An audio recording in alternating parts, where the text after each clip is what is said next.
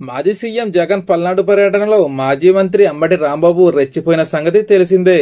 రోడ్డుపై అడ్డంగా ఉన్న బారికేడ్లను విసిరి పాడేశారు. అంతేకాకుండా అడ్డుకోబోయిన పోలీసులపై కూడా దౌర్జన్యంగా ప్రవర్తించారు. దీంతో డీఎస్పీ నాగేశ్వరరావు ఆయనపై ఆగ్రహం వ్యక్తం చేశారు.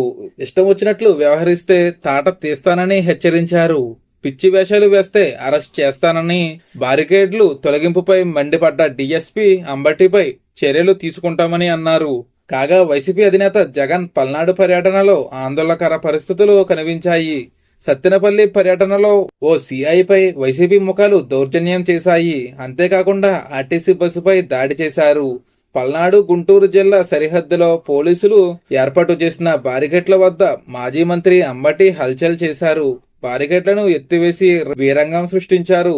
అయితే పోలీసుల నిబంధనలకు విరుద్ధంగా అంబటి ర్యాలీ చేయగా పోలీసులు అడ్డుకున్నారు. దీంతో రెచ్చిపోయిన అంబటి బారికేడ్లను రోడ్డుపై నుంచి తోసిపాడేశాడు. ఇదిలా ఉంటే జగన్ పర్యటనలో అపశృతి చోటు చేసుకుంది.